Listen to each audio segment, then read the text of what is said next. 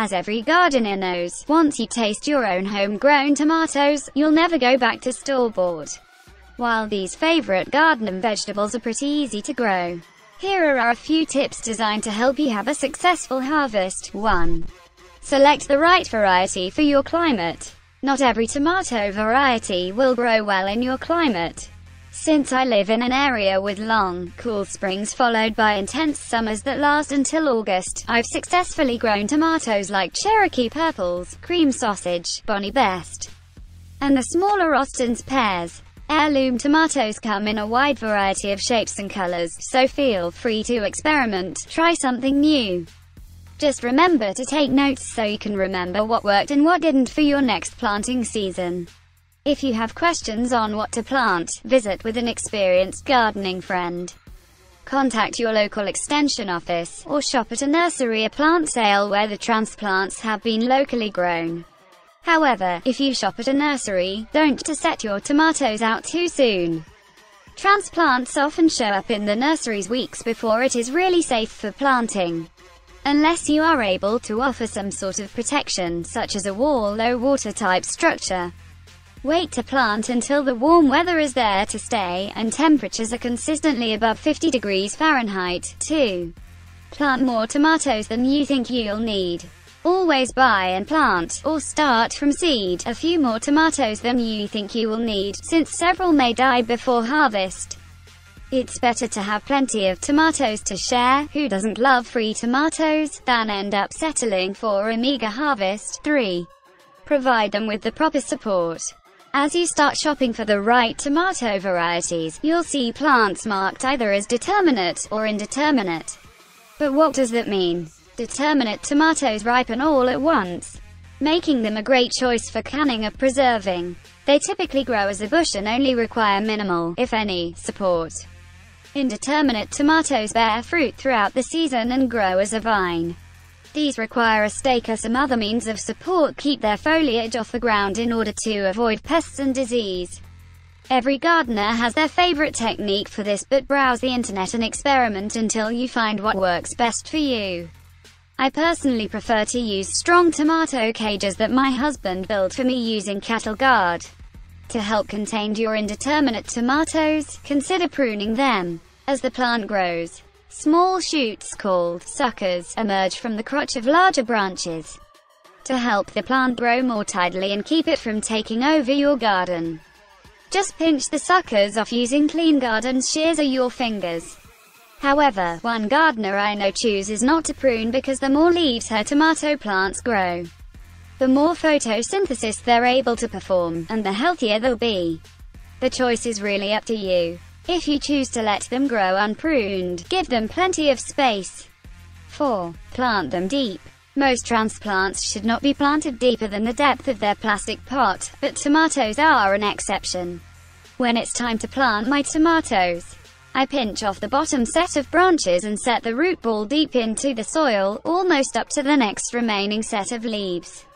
The buried stem will send out new roots and give your plant a nice, deep root system. After planting, water your new tomato plants well and then cover them with a generous amount of mulch to keep the soil consistently moist. However, do not allow the mulch to touch the stem of the plant. Pull it back a few inches to form a donut around the base of the stem. Again, this helps to reduce the risk of pests and disease.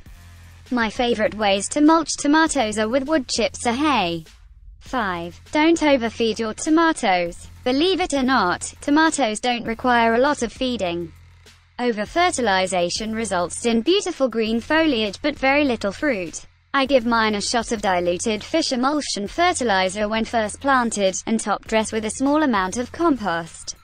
Mid-season I might fertilize again, but that's it. 6. Know your potential pests and problems. Be prepared for any pests and problems so you're ready when and if you have to face them.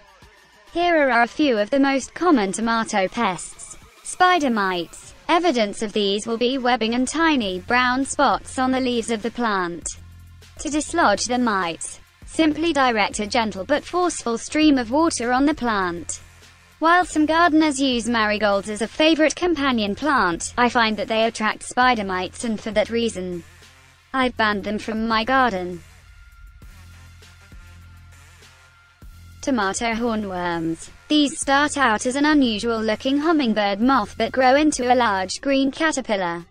He will eat his way through your plant, defoliating and thereby killing it. I manually remove them and feed them to my chickens for a nice snack, winking face birds.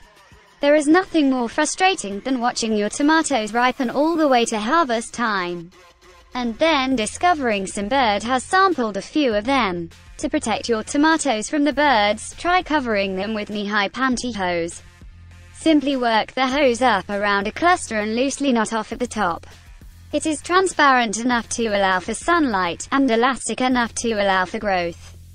Here are a few of the most common problems to afflict your tomatoes. Blossom drop. This is when the plant begins to drop blossoms before the blossoms can mature. It can be caused excessive wind, unhealthy soil, or high temperatures, among other things. While it can be controlled to some extent by ensuring your plants get the proper nutrients, I still see a certain amount of blossom drop in my garden every year. Blossom end rot. As the fruit matures, a small rotting spot, caused by a lack of calcium, can develop on the end of the fruit. You can prevent this by making sure the soil is kept consistently moist. Don't allow it to dry out between waterings, since this prevents the root system from taking nutrients all the way up the plant. Also, put a few crushed eggshells in the bottom of each hole to give it a calcium boost. Final thoughts. If at first you don't succeed, try again. Properly cared for, most tomatoes will produce through the summer until the first frost. However, if they succumb to spider mites or disease mid-season, or you go on summer vacation and come home to discover your neighbor forgot to water, try again. If you're blessed with a long growing season, you may be able to plant and harvest a full crop. As long as your temperatures are still within range, you should have another shot. Locate some transplants, set them in the ground, and try again. While all of the above may seem like an overwhelming amount of information, tomatoes are a fun, easy, and very rewarding crop to grow. What are some of your favorite varieties? Do you have any tomato growing tips to share?